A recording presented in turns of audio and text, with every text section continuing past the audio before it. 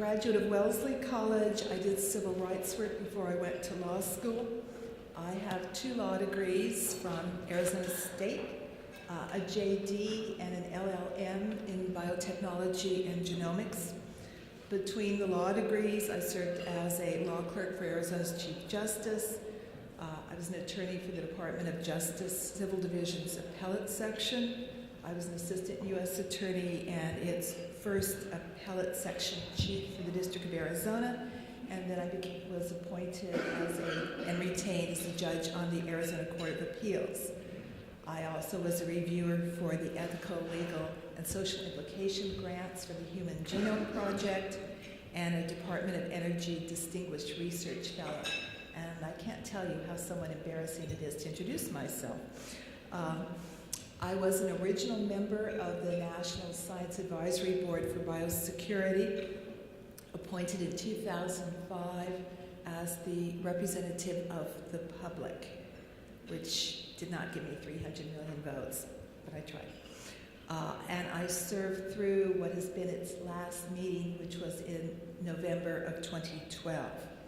I've served and do serve on a number of other committees and advisory boards, including Arizona's Bioscience Roadmap, the AAAS FBI Big Data National Security Working Group, and the Strategic Advisory Board of the Synthetic Biology Engineering Research Center, known as SYNBRG. With me are Brad Allenby, BA from Yale, JD from the University of Virginia, master's degrees in economics and environmental sciences, and a PhD in environmental sciences. At ASU, he is the Lincoln Professor of Engineering and Ethics, Professor of Civil, Environmental, and Sustainable Engineering, and Professor of Law. Here he also is the founding director of the Center for Earth Systems Engineering and Management, and the founding chair of the Consortium for Emerging Technologies, Military Operations, and National Security. He's a AAAS Fellow, a Batten Fellow in Residence at the University of Virginia, Darden Graduate School of Business Administration, and a Fellow of the Royal Society for the Arts, Manufacturing and Commerce. He was a U.S. Naval Academy Stockdale Fellow, Templeton Fellow, and the J. Herbert Holloman Fellow at the National Academy of Engineering. He has served as the Director of Energy and Environmental Sciences at the Lawrence Livermore National Laboratory. Vicki Sutton has bachelor's degrees in zoology and animal science, an MPA, a PhD in environmental sciences, and a JD. At Texas Tech, she's the Paul Whitfield Horn Professor of Law and Director of the Center for Biodefense, Law, and Public Policy. She also directs its JDMS program in environmental toxicology, biotechnology, and plant and soil sciences. And she's a permanent visiting faculty member of the Vytautas Magna University School of Law in Lithuania. Before joining Texas Tech, she served in the administration of President George H.W. Bush as Assistant Director in the White House Science Office and in the EPA. She then was Executive Director at the Ronald Reagan Institute for Emergency Medicine. After joining the faculty, she's been a visiting lecturer at Yale Law School, served as the Chief Counsel for the Research and Innovative Technology Administration, U.S. Department of Transportation during the administration of George W. Bush. She's an appointee to Governor Rick Perry's Council on Key Resources and Critical Infrastructure Council, and as an enrolled member of the Lumbee Indian Nation. She's a member of the National Native American Bar Association and an advisory council member of the National Congress of American Indians Policy Research Center. She also served as an advisor on senior advisor on biosecurity and cybersecurity in the Romney for President campaign. She's published numerous books, numerous articles, all of which are very interesting, very well written, very compelling. But this is the one that's really fun, and so I brought it. The things that keep us up at night, real, R-E-E-L, bio-horror. Biothriller movies, the law and science of it. So, I mean, this is cool. Okay, she's done the but this is really fun. Okay. My particular focus is on biosecurity, dual-use research in the life sciences, and the communication of the results of that research. In my opinion, there's no doubt that there must be some degree of oversight of research and the communication of the results of the research with dangerous pathogens and toxins that have the potential for malevolent use by nation-states and non-state actors, be these dangerous substances natural or synthetic.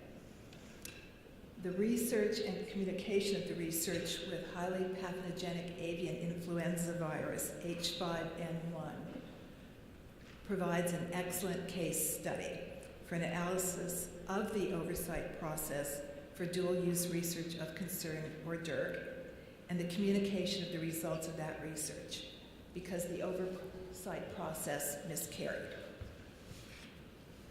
The H5N1 debate would frequently bring to my mind the Buddhist parable of the blind man and the elephant. The Buddha relates a story about a Raja who, when confronted with disputatious scholars, gathered blind men, and he presented each of these blind men with a part of an elephant, telling the man that here is an elephant. The Raja then asked each man to describe what is an elephant. As each man explained what sort of thing is an elephant, the men began arguing about whether the elephant was more like a pot or a basket or a pillar, etc., and eventually they came to blows over the matter, which prompted the Buddha to observe, for quarreling each to his view they cling. Such folks see only one side of a thing. The debate about the publication of the results of the H5N1 research has not led to physical blows, although one man actually ended up spitting at me. He was so angry. But it has yielded important provocative discussions about the importance of the research and the issues and implications of communicating the results of that research and comparable research that poses a threat of malevolent use. However, there's been no consensus regarding the manner of the oversight of dual-use research of concern. And let me give you a bit of necessary history, and to correct a bit of the popular record, perhaps. In the fall of 2011, the White House National Security Staff was given 2 manuscripts describing research funded by the National Institute of Allergies and Infectious Diseases, in which genetically modified H5N1 was shown for the first time to have the potential for respiratory transmission between ferrets. Now, H5N1 is not readily transmissible among mammals, but it does have a human fatality rate of approximately 60%, and there are no adequate countermeasures. The National Security Staff referred its concerns that the publication of the manuscripts might have biosecurity implications to the Department of Health and Human Services, which in turn, as had been suggested by the National Security Staff, asked the National Science Advisory Board for Biosecurity, NSABB, for its recommendations. As mentioned, I served on the NSABB. I also served on its H5N1 working group. We spent literally hundreds of hours discussing the issues presented by and swirling around the manuscripts, all of which conversations and meetings were closed due to the very nature of the purpose for which the NSABB had been convened, which were the biosecurity concerns posed by the publication of the manuscripts, as well as the wish of the authors and the publishers that the manuscripts not be made public. On December 20th, 2011, the NSABB announced its recommendation to the government that the authors' general conclusions highlighting the novel outcome be published, but that the manuscripts not include the methodological and other details that could enable replication of the experiments by those who would seek to do harm. Subsequently, revised manuscripts were submitted to the NSABB and discussed at a meeting in March 2012. This assembly included the perspectives of the governments of the Kingdom of the Netherlands and Japan. Other countries expressed their apprehensions about a precedent that research results would be withheld from them, and it had been they who had shared the samples of the viruses. Others' perspectives came from meetings of the World Health Organization and the American Society for Microbiology. Additionally, the short 4-page United States government policy for oversight of life sciences dual-use research of concern was issued at the end of the first day of the second day-and-a-half meeting.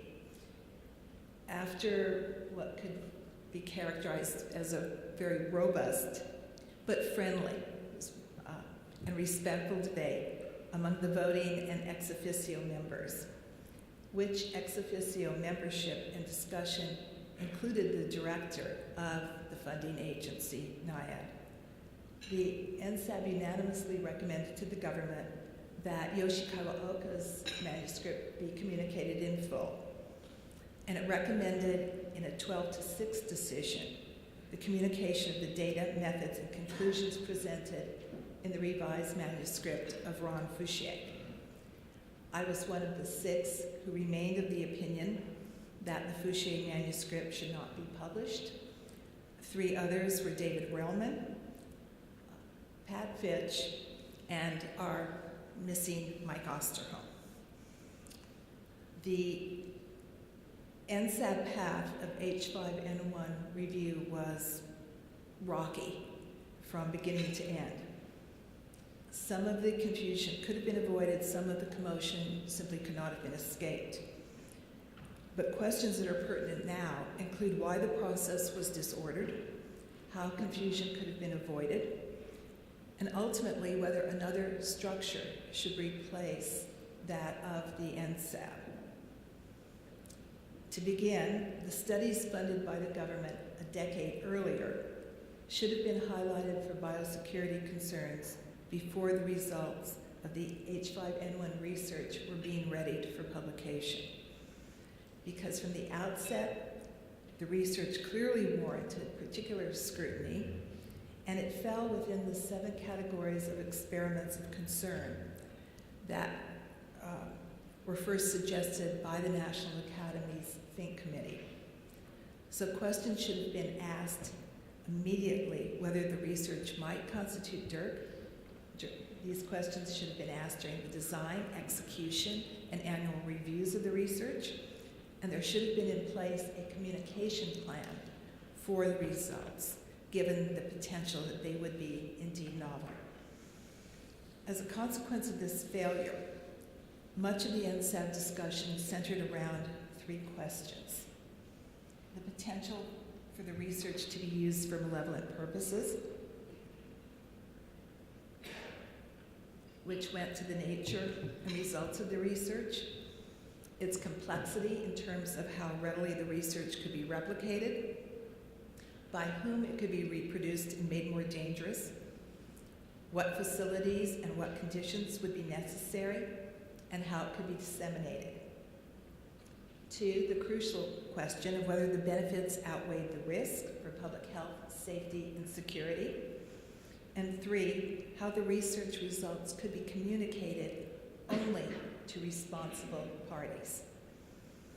As noted, the manuscripts necessarily were kept confidential because of the biosecurity concerns and the interest of the authors and publishers. But before the revised manuscripts were reviewed, the Dutch government invoked European export control law as well. The secrecy led to various ill-founded assumptions, misunderstandings, commentaries from erroneous reports, all of which harmed the NSABB's credibility, despite the NSABB lacking the ability to respond without violating the confidentiality to which its members were and remain sworn. A balance between transparency and consensus versus security and concomitant degrees of secrecy was a very important issue for the NSABB. when discussing how the H5N1 research could be communicated. As a general undisputed principle, the unrestricted dissemination of the results of scientific research is critical for the progress of science. In the continuum between complete disclosure and classified information, there is not only the importance of communicating the results of the research, there also is the First Amendment. And it was interesting because those brave supporters of the First Amendment, Fox News, Huffington Post, the New York Times, which dubbed the H5N1 virus the doomsday virus, each was very loud in respective support that the viral sequence not be disseminated. But I think it's probably pretty rare that Fox News and Huffington Post agree. So you have two factors then on the side of complete disclosure, the furtherance of science and the First Amendment, against which are national and international export-import regulations, other controls, and the fears that some scientific research can be used for nefarious reasons. When there must be a compromise for reasons of the public's health and security and the national security, there must be a means by which the results can be shared with trusted and responsible researchers and institutions, nationally and internationally. This still has not been found. This is an issue that plagued the NSABB. We ardently but unsuccessfully sought to find that kind of compromise, but it's an issue that's urgent to resolve by regulatory means. While some commentators have looked to the World Health Organization, the WHO Constitution requires that each of its 192 members receive samples and they receive the results of research. And some of the members of the WHO are unstable. Others are politically dominated by terrorist organizations. The NSABB proved not to be an exemplary model, and instead showed that a new autonomous advisory commission must be created as its substitute. The most feasible model would have two components: requirements for the federal funding departments and agencies and for federally funded researchers' institutions, and two, a presidential commission for the oversight of dual-use research to be established by executive order. The first component would be threefold. A requirement that the federal agencies screen research proposals for DIRC with a concomitant requirement that if such potential exists, the researcher and the institution consider modifying their research to minimize the risk. Whether or not that is feasible, to make sure that the facilities are adequate, that the researchers and staff are knowledgeable about DIRC issues and engage in a continuing review to minimize any necessary risk, and that there is a communication plan that regarding any novel techniques or results. Every grant application and every renewal application would carry the principal investigator certification to that effect. Research must be conducted in the safest way to realize the expected benefits. B, the mandatory education of each researcher in biosecurity in conjunction with biosafety for the purpose of recognizing and addressing DIRC issues. And C, the requirement that each institution have a committee that includes the institution's responsible official to review the conduct of research that is identified as having DIRC potential. I recognize that this is scientific self-regulation, particularly as compared to the recommendations of the German Ethics Council. But I think this is what is both feasible and practical as a political and as well as practical matter. The necessity of a full review should not be very common, probably less than 1% of the research, so it wouldn't be a burden, and little of that would require a significant response.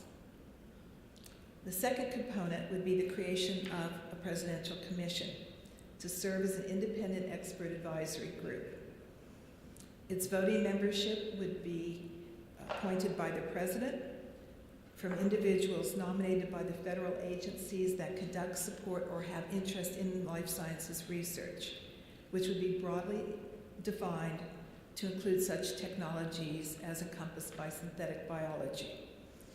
It would be comprised of persons reflecting a diversity of scientific and other relevant expertise and interest, including that of the public, to provide divergent perspectives. Unlike the NSABB, the commission would have a staff and budget separate from any federal agency, and unlike the NSABB, it would have the ability to convene itself and set its own agenda. Its members would have access to security information, but also would be allowed to ask outside experts, outside being from outside the government. Ex officio members would represent the interested federal agencies, including the intelligence community, with the important caveat that the funding agency would be limited in participation in any discussion of the research it funded because of the inherent conflict of interest possessed by a funder's stake in promoting the communication of research that it thought appropriate to fund.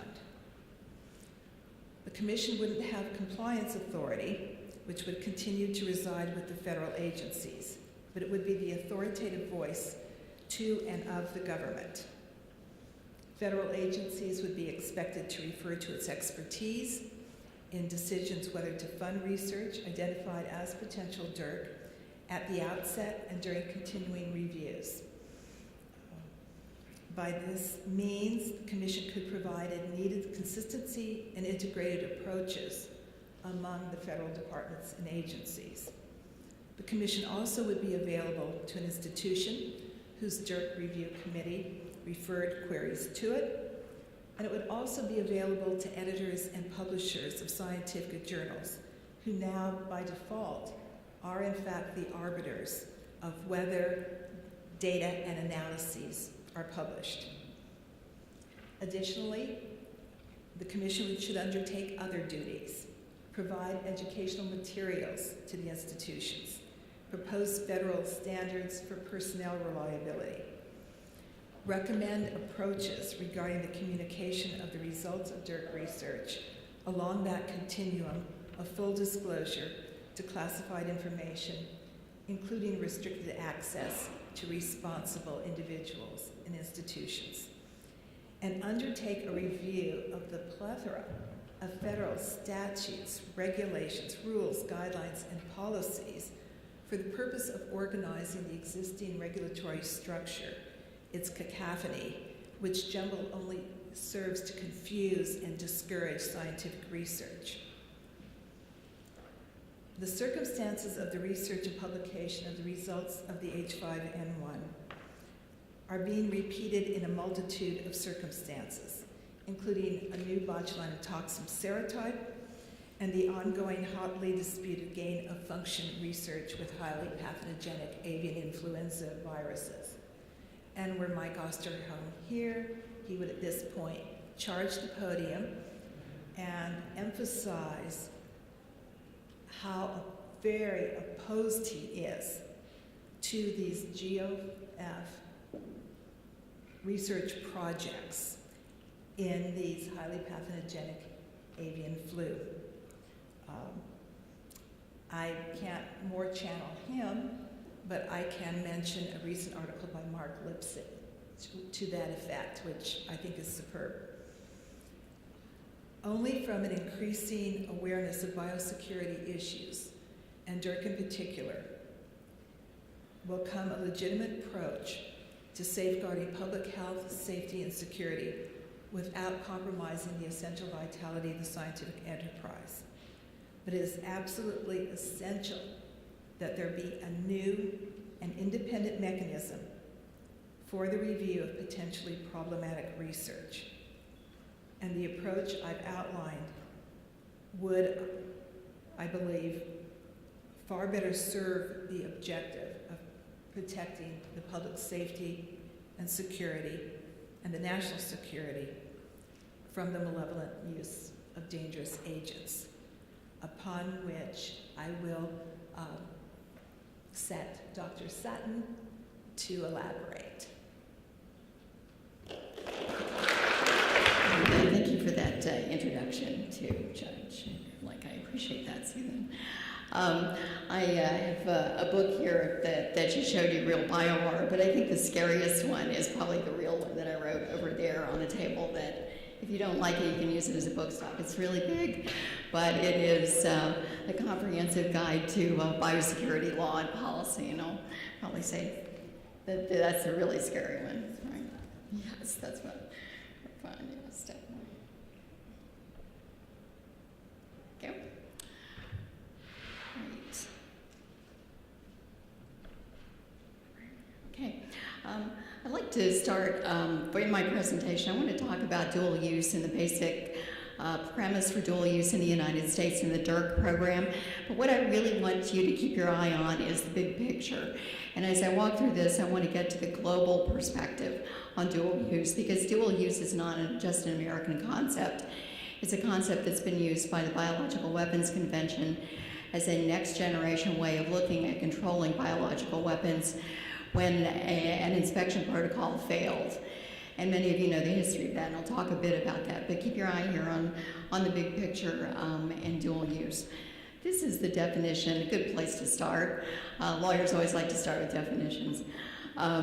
The proposed framework, in the proposed framework, NSABB has a definition for dual use, and I just want to put that up there to get your focus on what that definition is. And through the evolution of the NSABB, when the charter was renewed in 2012, the same definition remained with some changes. But interestingly enough, NSABB had a slideshow explaining it, and I thought you might like to see what they said about that. I thought that was kind of interesting, that yeah, dual use is good, but almost everything's dual use, so what the heck. And I think that is the truth, and I think that is what is making dual use a challenge, and something that maybe we shouldn't put as much reliance on as perhaps we'd like to, because it's something we all understand. Dual use makes sense, it's catchy, but it also may lure us into feeling that that's solved the problem for us. But just to also to refresh you, NSABB has these categories that are for review under the DIRC process, and I'll just say I highlighted some of them there just to give you a quick way to take a look at all the aspects. Many under that one category of GOF, or gain of function. So let's talk about dual use and why it is so difficult to get a handle on. Dual use is in a whole lot of different areas, and just think about it. In transportation security, commercial aircraft is dual use, isn't it? We saw that.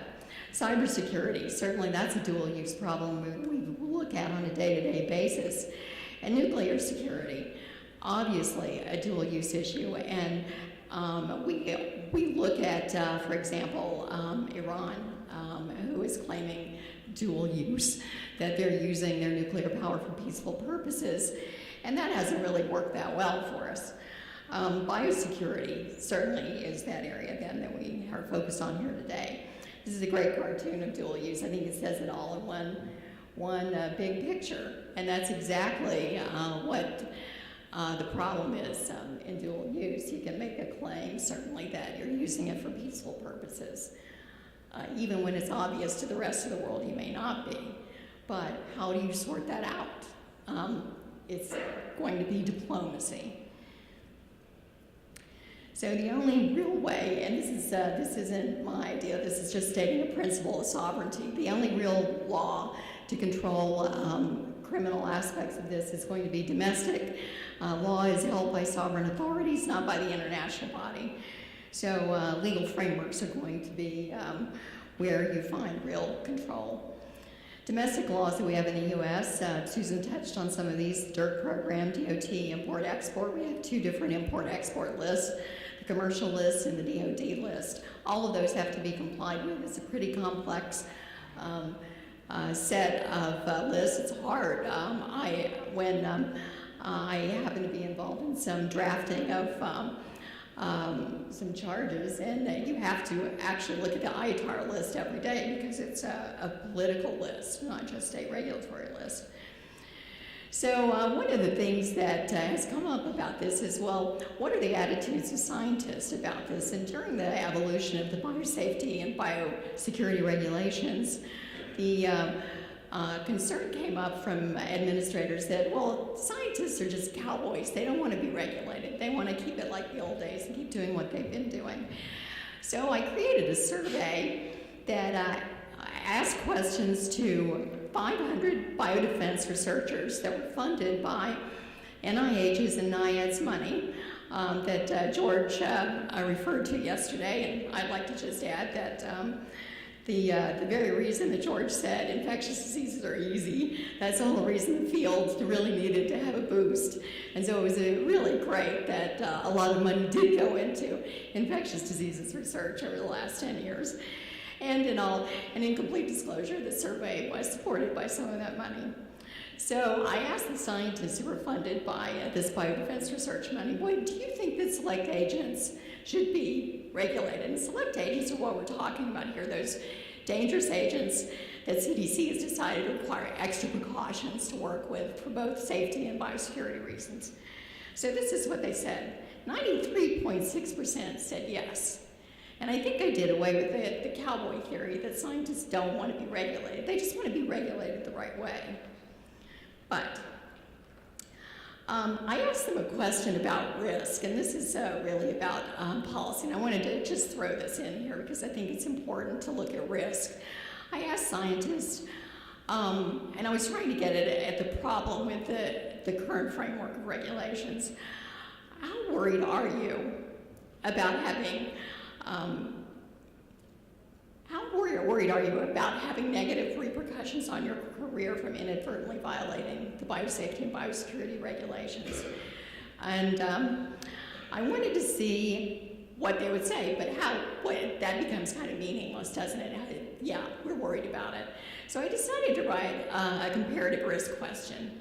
And what are other things that they're worried about, I said, or what would one be afraid of if you're a biodefense researcher?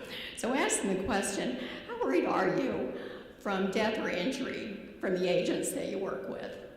Smallpox, anthrax, Ebola.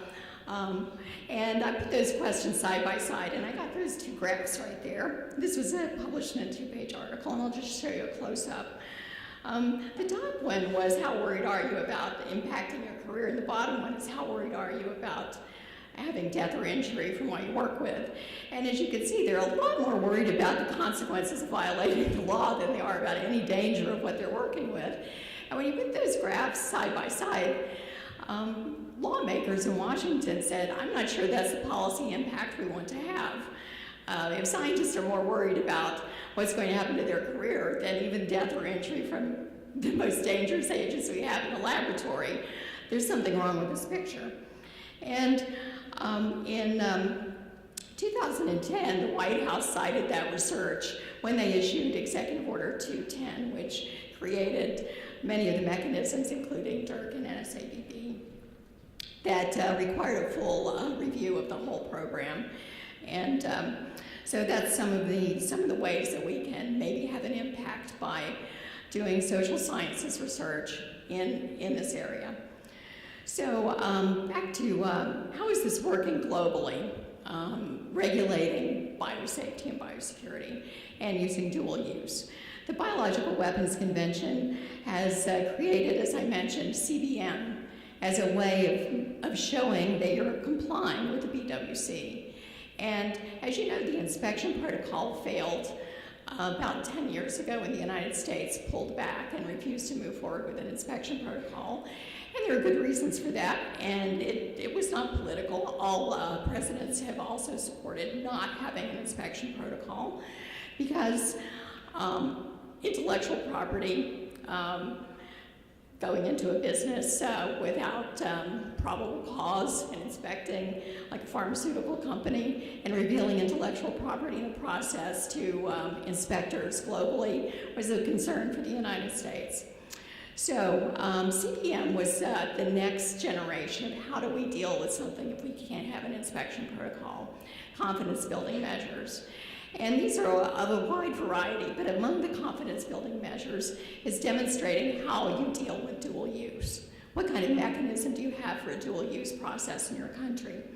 And CPM would be a lot better if we could really have more confidence if they would tell us what they are.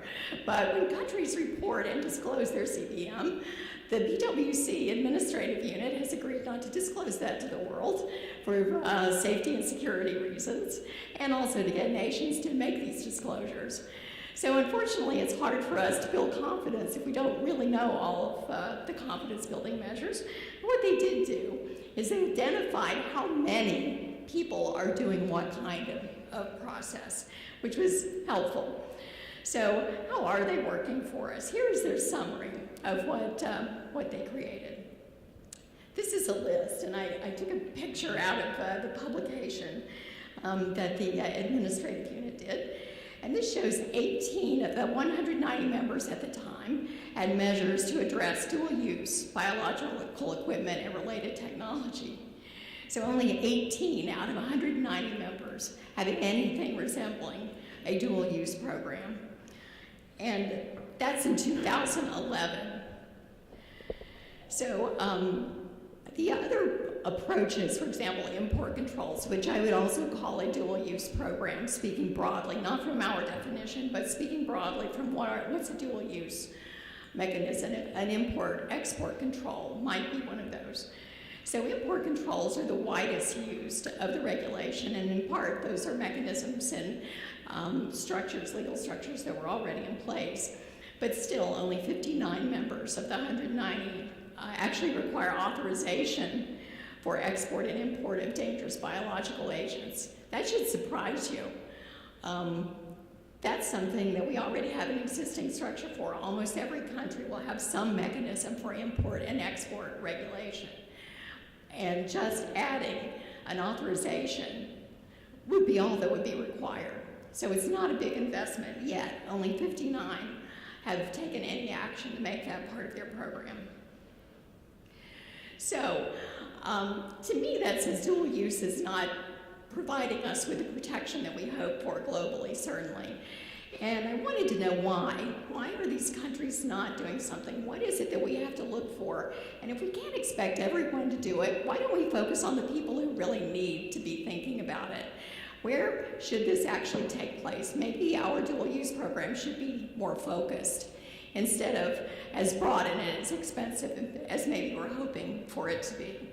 So I took a look at the index of state weakness, and I looked primarily at the rule of law, because that's what we're talking about, because dual use will not be effective if it doesn't have a good rule of law tradition around it.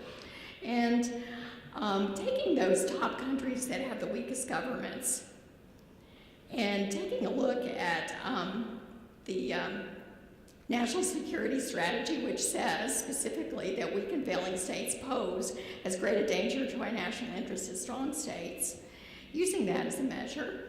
And then looking at these, and these are the factors that they used in coming up with those weak states. Rule of law is part of that, income inequality, all of these things are factors. And I overlaid that with another list. And these are the 4 tiers of countries engaged in civilian biotech.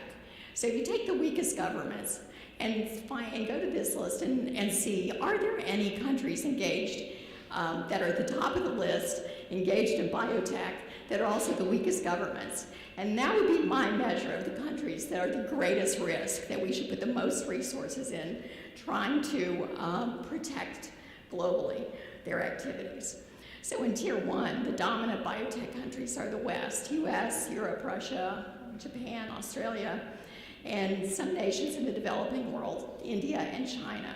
So here in Tier 1 and 1A, you have a huge amount of activity in biotech.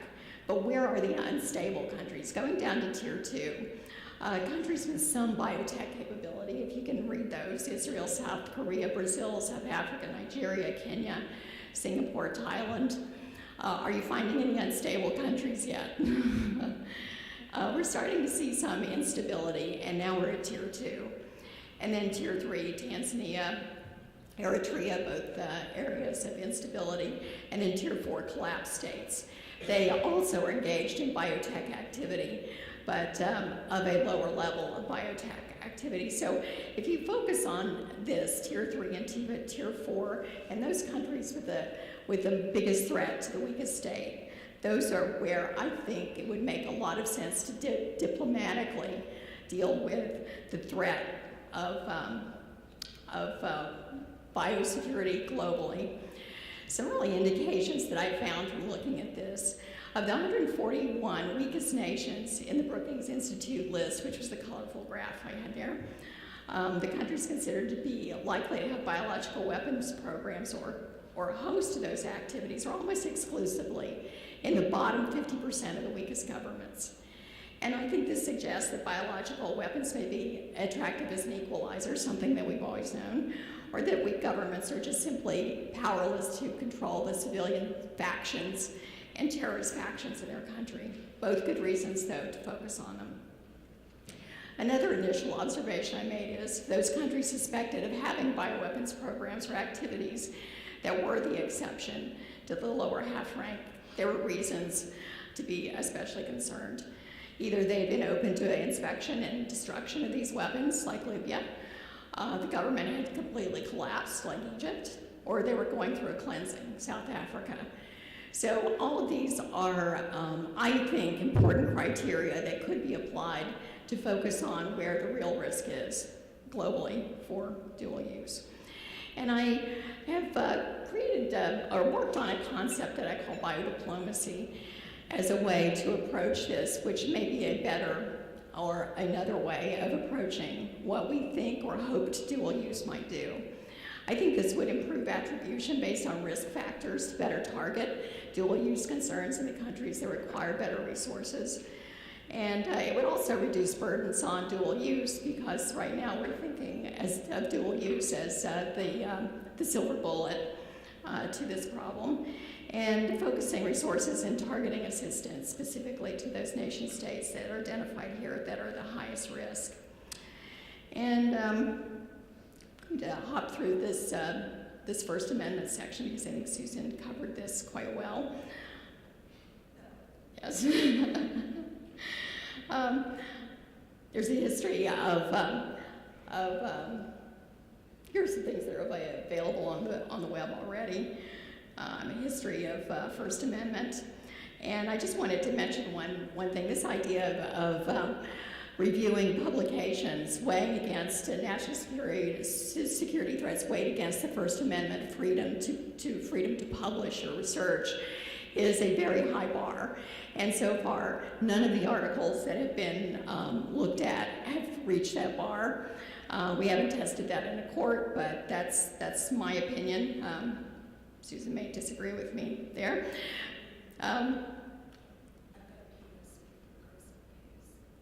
Okay. I will say just about the history. The Progressive case, the H-bomb secret, is a publication of how to trigger the H-bomb. It was one of the first constitutional law cases to test this idea of whether you could withhold publication of something that might threaten national security. And in summary, by the time the case had been finished, the publication had already come out in another several places. And of course, the idea behind that is it's really hard to keep research silent. Even if you silence one publication, it could pop up in another country or another time. But I thought I'd really like to try to explain this to the public. So as part of an effort at Texas Tech and the Center, we developed a museum exhibit of biosecurity law and policy and bioterrorism. And that exhibit was set up for 6 months, and it could walk everyone through the history of the attempt to try to prevent books from being published.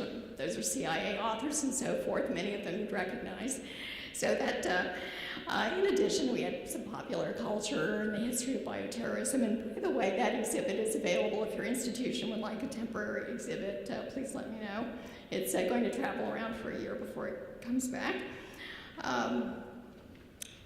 Other famous cases and books, you might recognize the Pentagon Papers and Frank Snep's book, Decent Interval, which disclosed a lot of Vietnam information that had been thought to have been important not to disclose to the public.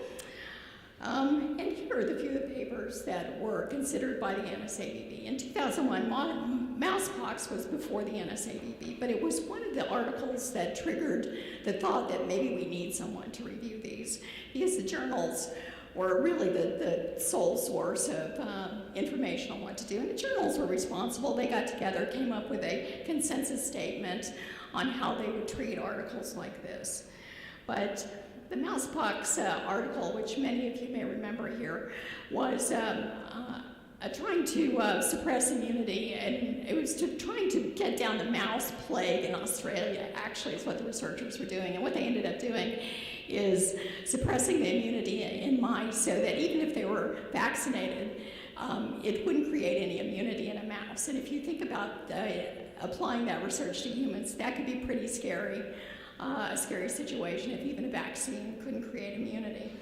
So for that reason, it was considered to be a very serious threat. And in the end, it was published. In 2005, another article brought national attention was how to execute a bioattack using milk trucks across the nation. And that one was one that we really thought was probably, maybe that's not that important, but even that one was defended as maybe being useful in learning how we should be able to defend against it, and it was published. And in 2006, how to engineer the polio virus came up again. Do we really want to reconstruct the polio virus? And again, there was defense from the highest levels of science organizations that defended the practice as being able to shed more light on how to confront and counter these organisms. And then H5N1, also the most recent that we were discussing in 2011, making it transmissible also seems like a bad idea, yet there are supporters, and those papers have been published. Although they have been redacted and carefully reviewed, it's very hard. The bottom line, it's very hard to keep this information from coming out one way or the other. And so if it's any indication, I had a YouTube video up there, and I just, our concerns about people learning about it and what's in the article, it only had 219 views, and I thought that was how ironic. They were worried about people reading the article and only 219 views on YouTube of what's in it. So all of the articles were eventually published. To sum this up, I have written about a concept, this biodiplomacy concept, an approach that we might think about, and kind of a history of how these issues went from low politics on the international agenda to something now very important for national security around the world. And I would like to suggest this might be an interesting place to look, because this volume was dedicated to dual use entirely, so there are many articles on dual use in the St. Louis Law Journal that just came out a couple months ago. We have a journal at Texas Tech also, Biosecurity, Biosafety, and Biodefense Law, with dual use articles. My book traces the history, legal history of dual use. And if you'd like to have an ongoing dialogue, this is where you can find me. So, I'll be happy to answer questions when we get to that.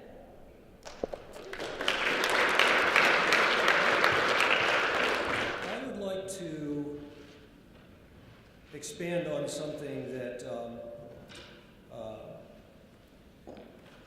that Vicki began, and that is talking about more traditional dual use. That is dual use between the civilian and the military and security sectors.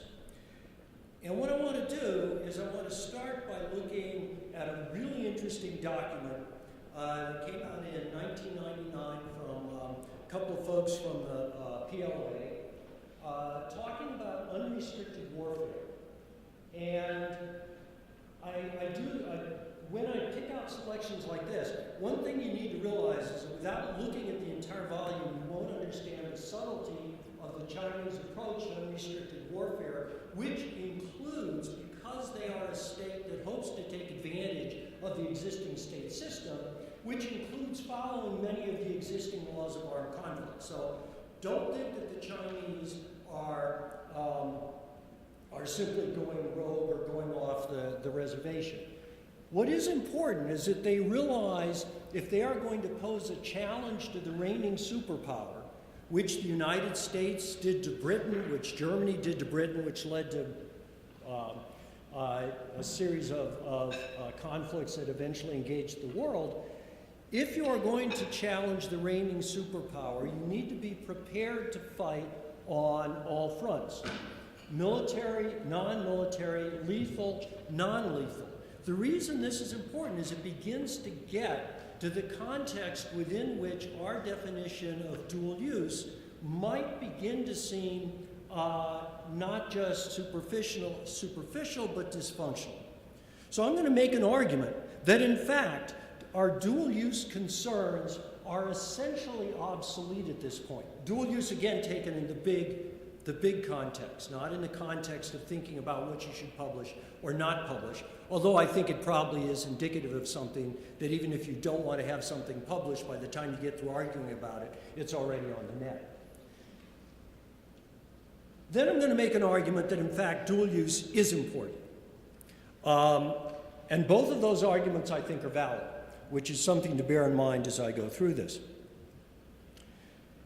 More from the unrestricted warfare concept. All means will be in readiness, information is omnipresent, battlefield is everywhere, weapons and technology can be superimposed at will, all the boundaries lying between the two worlds of war and non-war, of military and non-military, will be totally destroyed. Now this is, at least in public, the overall security position, strategy position of the Chinese. Whether it is implicitly of other powers, you can think about. But think about what that means as we go through some of the rest of the details.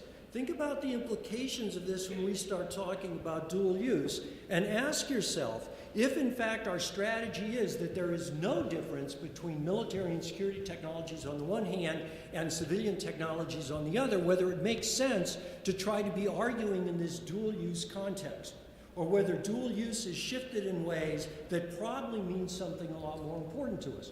It's worth noting in this context that there was some indication in the press, including a throwaway line in The Economist, that the Chinese had pushed the 2008 financial meltdown to some extent. I looked in The Economist, I looked in other places after that line had appeared in The Economist, and I saw absolutely nothing that followed up on it anywhere, which was interesting. There's also, in many places, the discussion of what happens when you go to a global contest for supremacy that is phrased in terms of the death of 1,000 cuts. That is to say that what you do is never an attack that rises to the level of something that would even begin to involve the laws of armed conflict.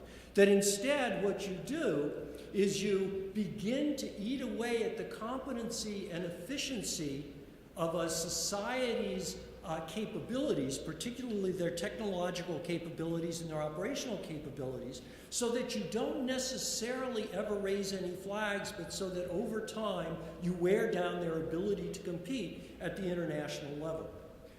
That's a very subtle and a very, very long-term strategy. It's probably not something that the Americans would be any good at. There are other societies that I think would be much more able to carry that out. So this begins to raise some very difficult issues.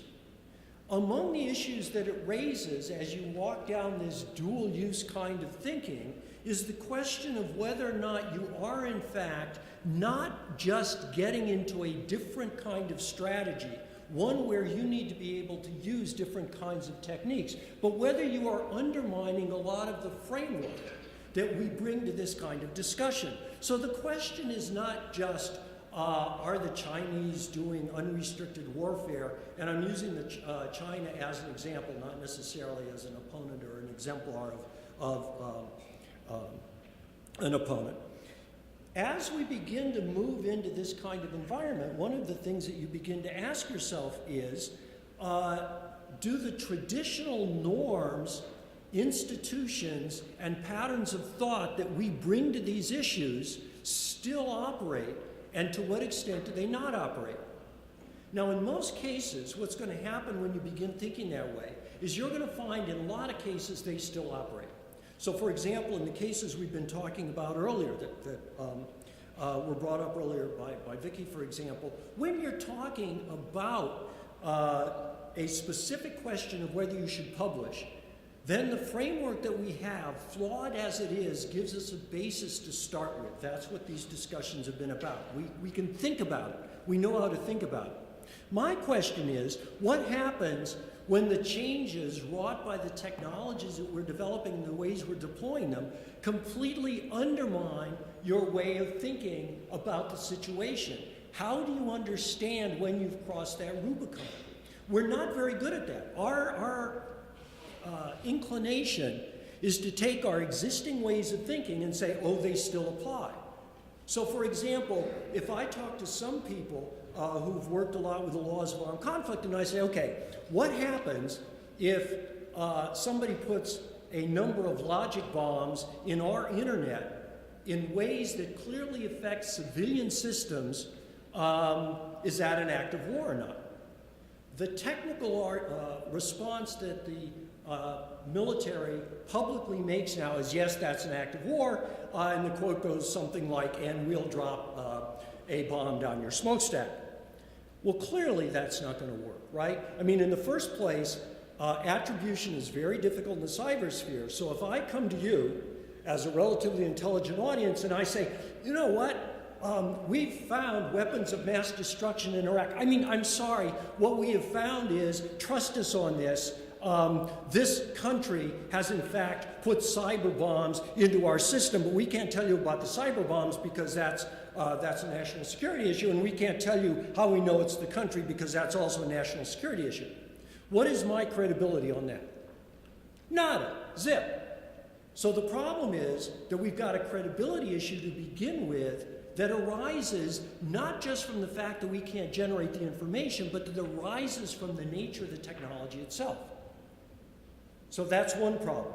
The second problem, of course, is that what I'm saying is putting logic bombs in your internet is equivalent to a physical attack. Now, if you think about it from a strategic perspective, if I have the right logic bombs in the right place, I will be able to manipulate you, possibly without the public even knowing, in such a way as to get what I want from you. So if you follow, say, Joe Nye's definition of power, that's power, and I have it. That is equivalent to an attack because I have been able to impose my will on you.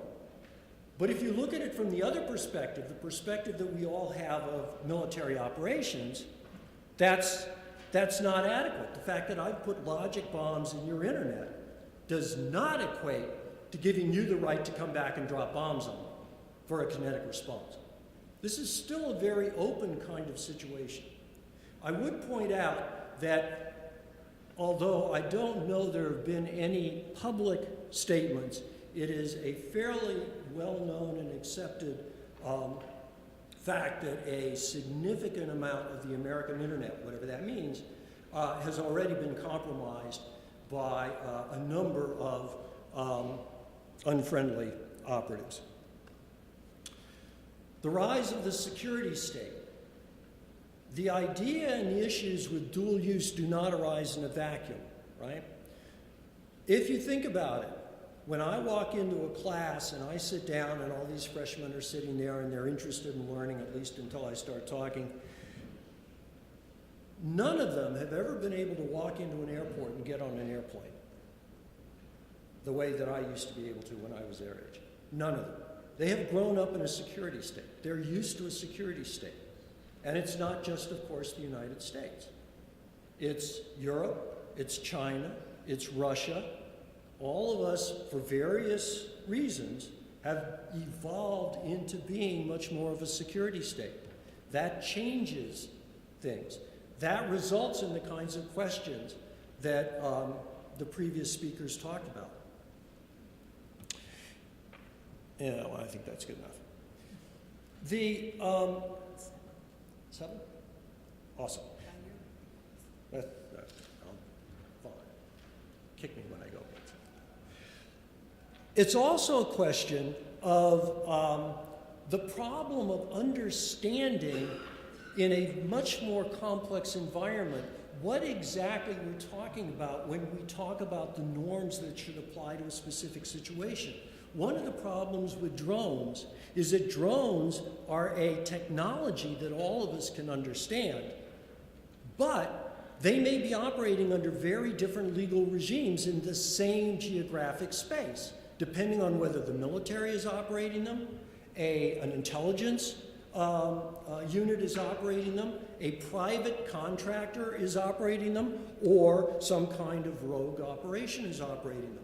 You don't know what the rules are that govern that drone because it's not inherent in the technology, it's not inherent in the geographical space you're in, it's inherent in the organization that is operating it and the purposes they bring to it.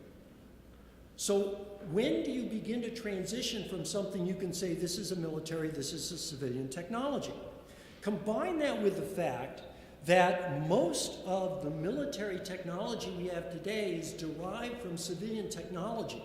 In the post-war period, most military technology was designed by the military for the military. That's where companies like TI grew up. Now, much of the technology that goes into anything is civilian technology, to the point where, for example, we're putting export restrictions on PlayStations because the chips they contain are so powerful. Now, if you think about it, what this begins to do is this begins to integrate two regimes that we try to keep separate, particularly in this country, the military and the civilian, in ways that are very, very foundational and fundamental. And it probably means that a lot of the ways we think about dual-use technology is obsolete, with one notable exception. The exception is that if you think about technology as having essentially 3 levels, the first level being the operational level. It does what it's supposed to. If I give you a vaccine, it protects you from a disease. Level 1. Level 2 is it's part of a network that we understand. An airplane is part of an air transport system. The airplane will get you from A to B, and remarkably safely. But the air transport system means you're stuck in Pittsburgh for 4 hours because they can't get the plane out of O'Hare. So the system becomes the second level. The third level is the level of the implications of the technology as a global system, and that level becomes very difficult to determine except in real time. So for example, airplanes become a wonderful way, if I'm a virus, of ensuring that I have a lot more biomass that I can infect, which from my perspective is great stuff. Now the problem is that when we develop a technology, when we think about its implications, we develop it generally at level 1. That is to say, if I am developing a robotic hummingbird platform that's going to be able to carry a Rice and Stinger and surveillance devices, I will develop it for its effectiveness on the battlefield. But it never stays there. It always has level 2 and level 3 implications. Those may be inchoate, but they are still a part of the system. So when I build that hummingbird, I am also building the ability of divorce lawyers to get a hold of flocks of hummingbirds to follow everybody they want, of Fox News being able to get hummingbirds so that they can aid the political discussion in ways that they've already made obvious. So what I am doing is I am justifying a technology and building a technology and thinking about it based on its level 1 impacts, when in fact it's the level 2 and level 3 impacts which tend to be most important. They're inchoate. I don't know what they are. That's why I think about level 1. But now apply this to dual use. What this means is that when I have civilian technologies that could have military applications, I am not going to be thinking about them because they'll be level 2 or level 3. I will be validating and justifying that technology based on level 1. And similarly, when I'm developing military technologies, I will validate them based on their effect in the military without thinking about what they're going to do as they flow into the civilian systems that they are necessarily going to be impacting. So the result is, on the one hand, dual use is less important and perhaps even obsolete in the large sense, but in the other sense, it is more important, because what it means is that I need to understand that everything I do is dual use. And that in fact, if I validate it based on its level 1 effectiveness, and only its level 1 effectiveness, which is the way I validate it now and validate it in a market economy, then what I'm going to be doing is necessarily overlooking the implications it has for other elements of the system that aren't involved in the level 1 application. Now, my conclusion. My conclusion is that this is not a temporary phenomenon. It is a factor in the complexity that George Post was talking about yesterday. It is unavoidable. The lack of ability to deal with it is a lack of imagination, it's a lack of institutional flexibility, and the ability of our institutions to evolve to meet the challenges that already exist. That lack, that gap between what is and our ability even to think about what we've created is getting bigger and bigger. So this, to me, would be a case study of why we need to be rethinking in an imaginative way the ways that we approach these issues. More seriously, and I will end with this, what this implies is the way that we have framed a lot of the ethics, norms, and institutional tools that we bring to these discussions are at least contingent. They're already contingent. They may already be obsolete. Our ability to query ourselves and to challenge ourselves has fallen far behind the ability of reality to challenge our responses. Thank you.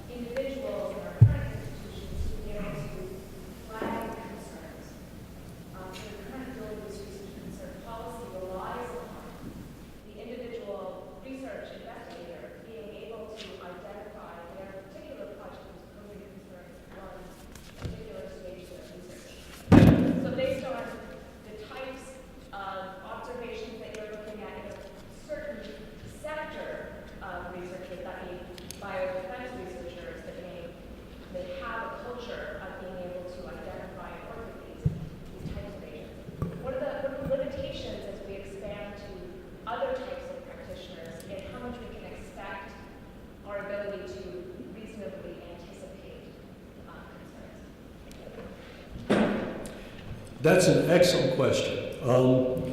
There's a very strong tendency now to want investigators to be able to be ethically responsible with the technologies they develop.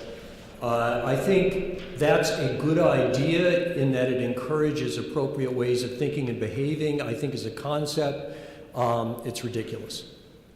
If you think about it, no technology with any power whatsoever has a predictable effect. And asking an investigator to understand what the implications of her or his technology might be is, in essence, asking them the impossible. For example, if you were working on a railroad in the early 1830s, you would not have predicted that it would completely change the ecology of the American Midwest. But of course it did. Are you responsible for that? Should you have not developed the railroad because of that? Is that your call as an investigator? Let's move it up to the topic we're going to talk about tomorrow, geoengineering.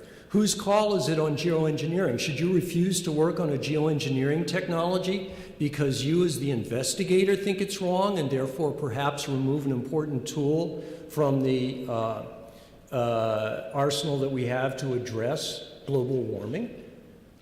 I think it's a nice idea, and I think it encourages good behavior. But I think if we actually believe it, we're incredibly naive. Very good question. Thank you. And let me add, I think there's the issue of it being a career ender. We've seen more and more studies of individuals whose work has had to be recalled because of fraud or because more frequently sloppiness in the statistics. But researchers need to publish. They need to have something gripping and compelling, both to get those rare R01s, to get published, which brings them more grants, et cetera, et cetera. And I think that really has become a major concern in scientific publications, especially with the plethora of journals and publications out there. Sir. Can I answer that, Susan? Oh, I'm before you go sorry. on? Just want to add to that there was a mechanism that gave more predictability for individuals, which would, from a lawyer perspective, one of the things you might do is, why don't you sort these things out before you get to that point in your contract? So I think one thing that would help would be more thought about it at the grant proposal stage, and maybe even eliminating some areas that you won't be involved in, like I'm not going to publish anything that has a GOF component. And that might narrow the kinds of decision-making aspects of your publication later on. But one of the things that was used in the 1960s was an agreement in all of the proposals for those scientists working on nuclear research. And that was, I promise not to publish anything I'm working on right now. And when that idea was floated as something that had worked in the past, it was clear from the institutions that objected immediately they would have none of that and accept no contracts that provided funds only on the promise of not publishing. They would reject all of them. So that's the extreme end of one way of dealing with it, and we did float that early on, and that was soundly rejected by institutions for the very reasons that we've been talking about here. Individuals need to publish their research for their career, for their institution, for science, so forth. So my answer to that is putting more thought into the grant proposal phase, and maybe making as many of these decisions up front as possible would help the decision later on.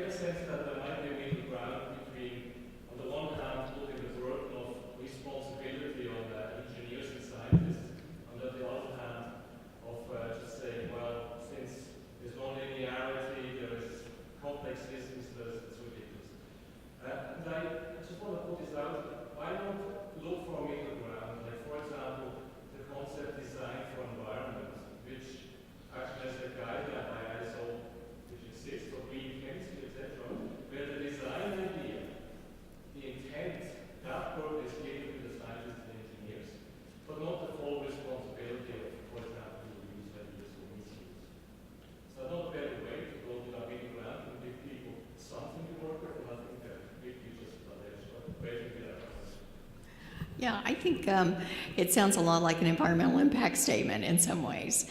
What's the bigger picture of the impact of your research?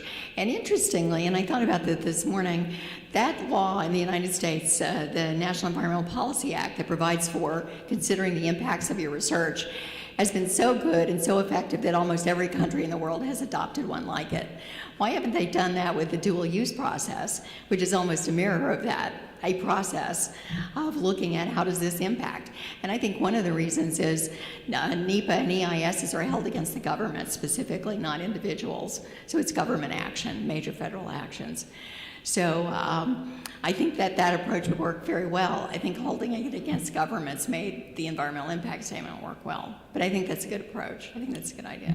The using design for environment and industrial ecology tools is an excellent idea. I think the differentiation comes in between what can be reasonably anticipated and what is simply unpredictable. So green chemistry is a good example. When CFCs, chlorofluorocarbons, were first developed, they were a poster child for green chemistry. They replaced highly toxic materials, they replaced materials that blew up, they were safe in the factory, you could pour them on yourself if you so desired, and they would not do any physical harm to you. And it was only later that we found out, of course, that they were chewing up the ozone in the upper atmosphere. So the challenge is to know and to manage responsibly what you can know, but always be open and aware of what you can't know and try to make sure that you don't try to impose preconceptions on the unknowable, because what that means is you'll get it wrong. I mean, if we had assumed that CFCs had no further impact other than being really great chemicals, we would have made a serious mistake. And it took a lot of money and a lot of effort to draw back from that one. So I agree with you. I think what's important is to recognize the limitations of those tools and methods. Good point. Thank you. Last one. Roy, speak. I'm used to introducing you. I'm sorry. The answer to this question might relate to the flexibility we have in regulation. My question is, are the processes of experimentation, research, collection of data, or development covered by the First Amendment?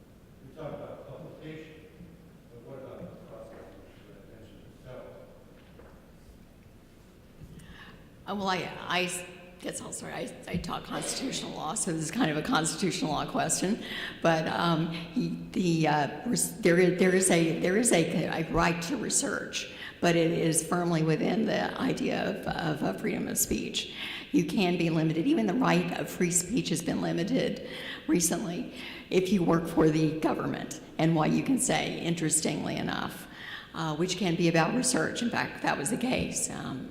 That brought attention to that whole idea was speaking out about your research if it wasn't consistent with the institutions.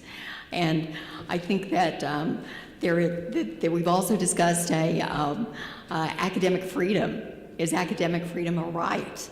All of us who are professors love to know that we have some academic freedom that gives us some sense that we can write about what we want to without repercussions from our institution or political backlash. But is that really a right? It's a contractual right, and only to the extent that it's embodied in the First Amendment. But I summarized that painfully quickly, but there is a lot more to it. But there is not a pure right to publish, but certainly that embodiment of the... I mean, there's a right to, yes, there's a right to do the research also, but that falls only as it falls under the right to publish or freedom of speech. And there are limitations because you really don't, there is no part of research that does not involve some form of publication from the moment it's a grant application. And there's been the suggestion of limitations even at the outset. Because those freedoms are not absolute. And with that declaration, I've been told... Well, can I just add one thing on that issue? Of course. I'm sorry, Brad. I see Gary. Yeah. I don't. I think the other thing to remember whenever we talk about this is we're basically talking about American institutions and American law. And it is clearly not the case that any of our conclusions about the appropriateness of research would apply in other cultures, which is one of the great complexities of trying to manage global research initiatives that may be operating under very different norms and ethics. A good constraint on my stirring declaration. 15-minute break, and then the breakouts are the floor below. And those are, I've been told, for no apparent purpose, those are to run on time or we will all be without lunch. Thanks so much.